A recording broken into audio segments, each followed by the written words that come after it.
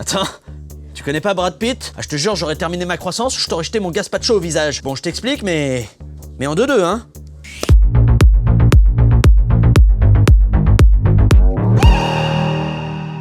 Bon, Brad Pitt, c'est un acteur américain né en 63. Sa principale compétence, c'est de transformer les culottes de nos mamans en chute Victoria. Et la mienne aussi. Mais uniquement dans Légende d'automne. Parce que dedans, il fait ça avec son visage.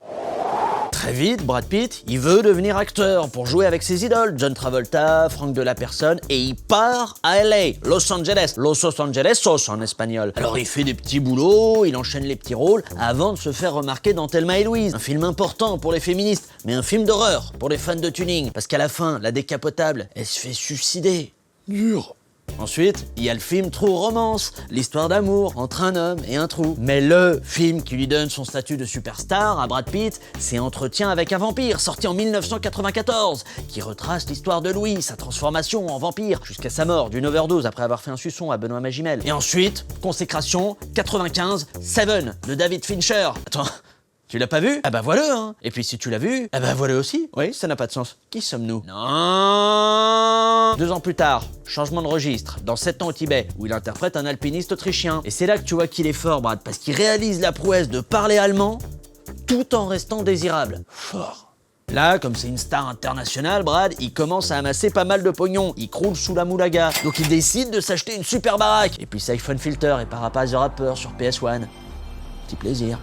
Côté cœur, tout lui sourit aussi à Brad, puisqu'il rencontre Jennifer Aniston sur le tournage de Friends. Bref, il se marie en 2000, entouré de tas de personnalités hyper célèbres. Salma Hayek, Edward Norton, Courtney Cox, et puis Aziz, du Loft 1, qui fait une démonstration de grand écart juste avant la pièce montée. Et en privé, Pitou, oui, Brad, ouais, on appelle les potos comme on a envie, ok? Donc Pipitou, il est hyper généreux en privé, puisqu'il a donné $1 million pour Médecins Sans Frontières, 1 million pour le Darfour, et 1 million pour les cours de comédie de Patrick Bosso. Tout se passe bien, sauf qu'en 2005, il décide de tout plaquer pour aller vivre avec Muriel Boll, dans les Vosges. Mais 2 semaines plus tard, elle le quitte pour un diabète de type 2. Donc lui, il se rabat sur Angelina Jolie, rencontrée sur le tournage de Mr. and Mrs. Smith. Faut dire que dès les premiers instants où il la voit, il a des papillons dans le ventre, Pitou. Traduction, il veut la coquer sans vergogne. Et là...